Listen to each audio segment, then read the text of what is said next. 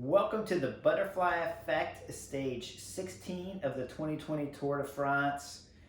It started with a bang, an hour and a half of aggressive racing as all the teams wanted to be represented in the break because you knew there was a big chance that the break is going to go the distance on such a stage as what was set for us viewers to watch today. With a break of 23 riders, you would notice that just about every rider in there, I believe with the exception of 2 or 3, were represented with teammates. And I really want to highlight how the earlier stages in this Tour de France affected the outcome for the winner, Lennart Kemna, on this stage.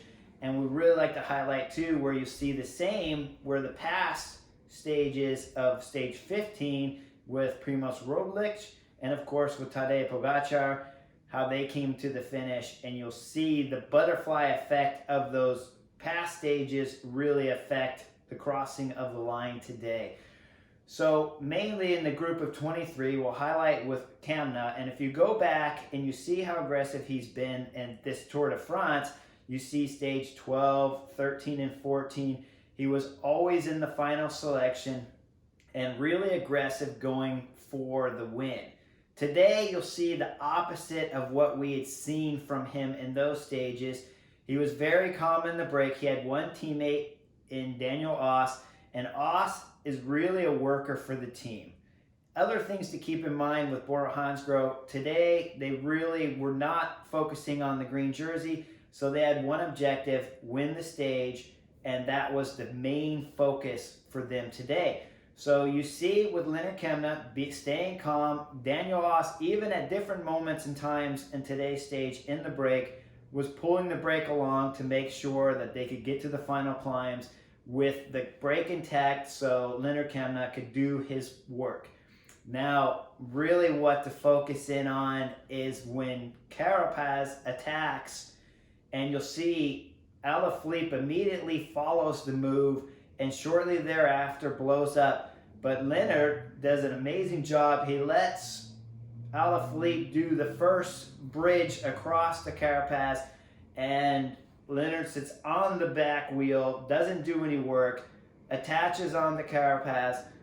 Alaphilippe blows up, and with each acceleration,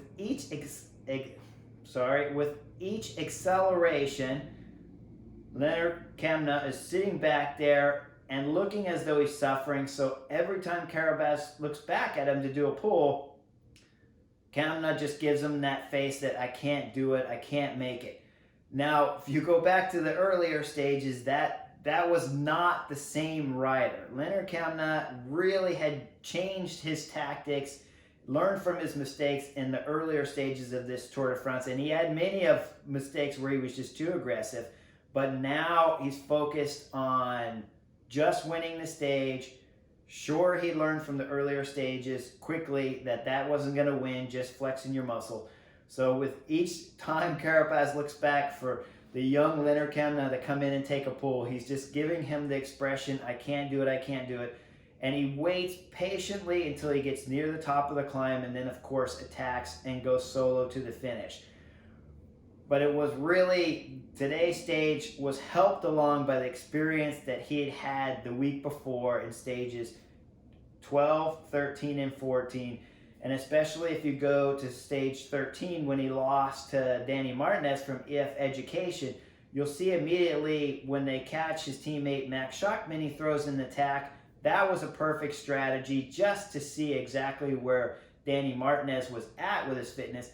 But when he was brought back after that first attack, then the timing really was off with each attack that Lennart did afterwards was just fatiguing him and not Danny. This time he learned patience, one big attack at the right moment, right before you go over the climb, and then solo into the line. That was definitely the butterfly effect of what we saw on the earlier stages. Now real quickly, I want to go to the favorites. We all know that they didn't race today really aggressively. They rode in smooth. Jumbo-Visma controlled the early hour and a half of attacks, then rode in a steady pace over the climbs.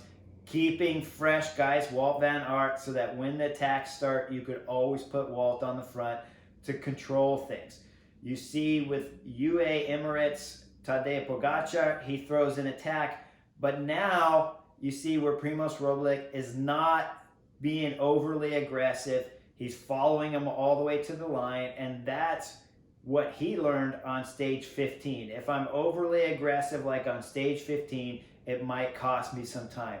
Today, he was patient. He sat on the wheel. He knew it wasn't a stage to make time, but he made sure he didn't lose time.